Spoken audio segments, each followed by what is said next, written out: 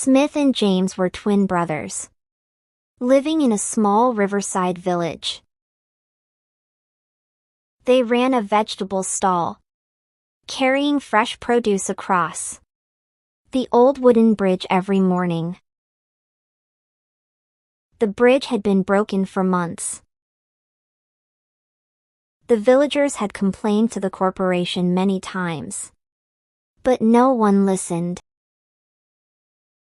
One early morning, Smith woke first and nudged his brother.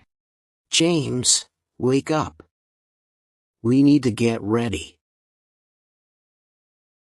James groaned, still half asleep. 5 more minutes. "No time." Smith said, pulling off the blanket. James finally sat up, rubbed his eyes, and they both got dressed quickly. They went to the kitchen. Smith boiled water for coffee, while James placed eggs on the stove.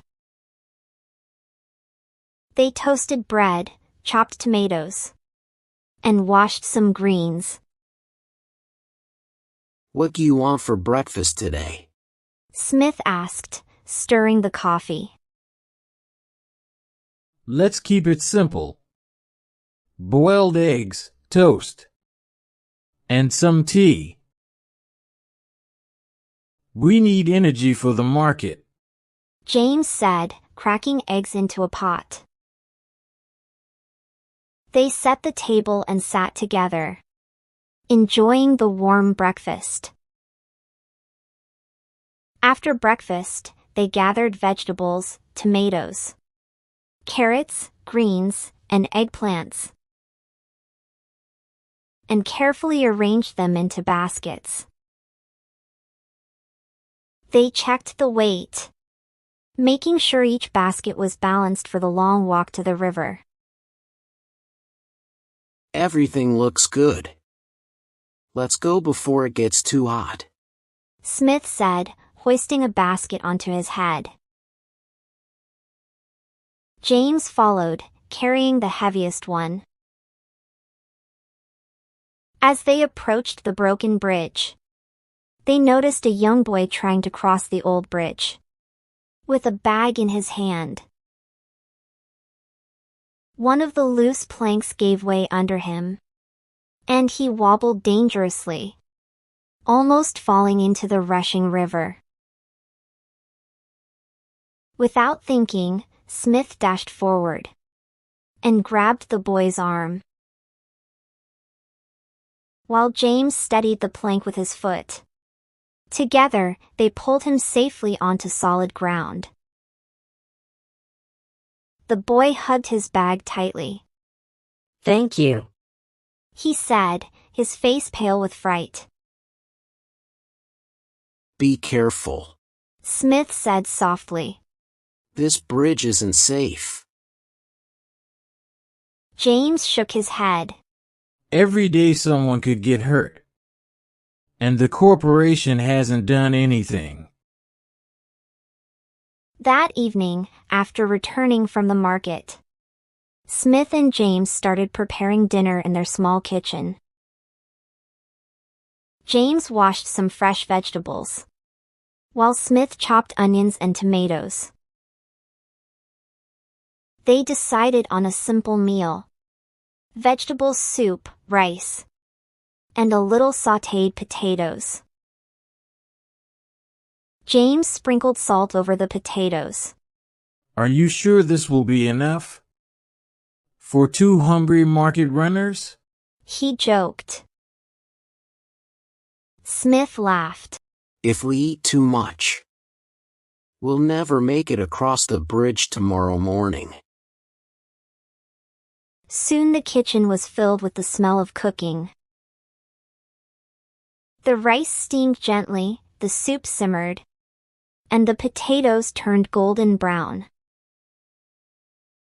They set the table with 2 plates, poured water, and sat down to eat. Smith began, taking a spoonful of soup. Watching that boy on the bridge today. I can't stop thinking about it. Something has to be done. James chewed slowly, picking up a potato piece.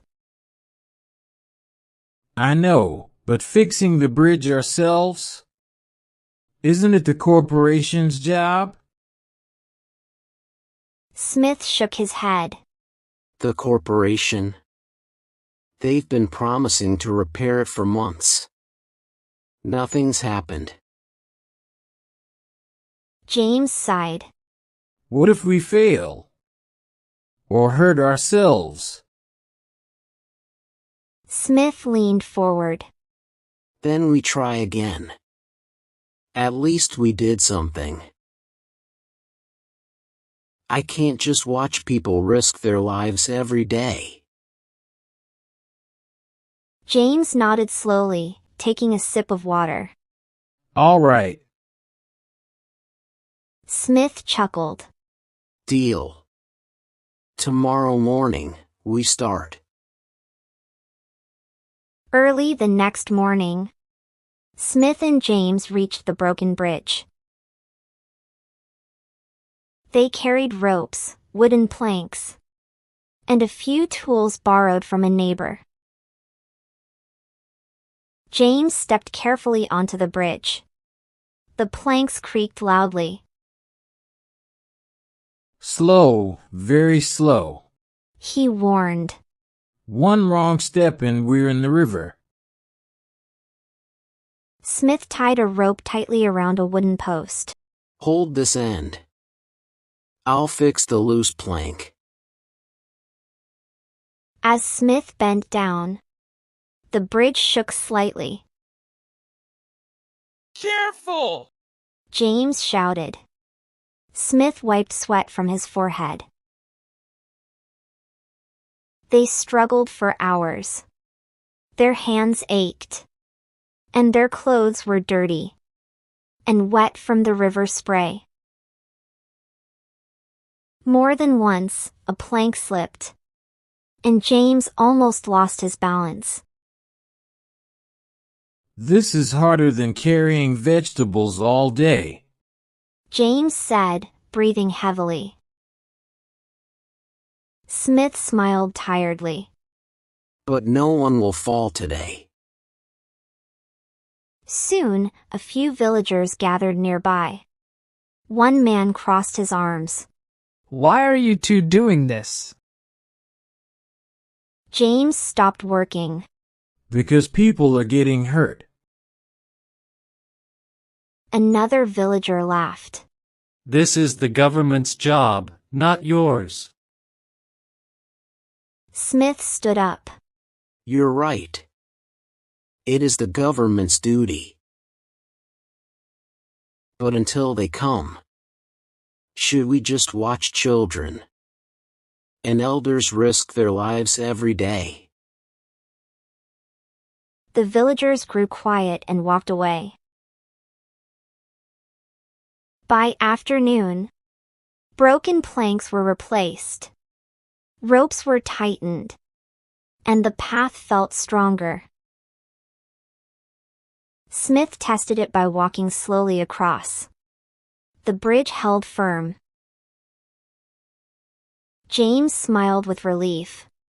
A young boy was the first to cross. He smiled and said, It doesn't shake anymore. Soon, more villagers came. They crossed carefully at first, then with confidence. The same man who had criticized earlier stepped forward. You did good work. He said quietly. An old man smiled.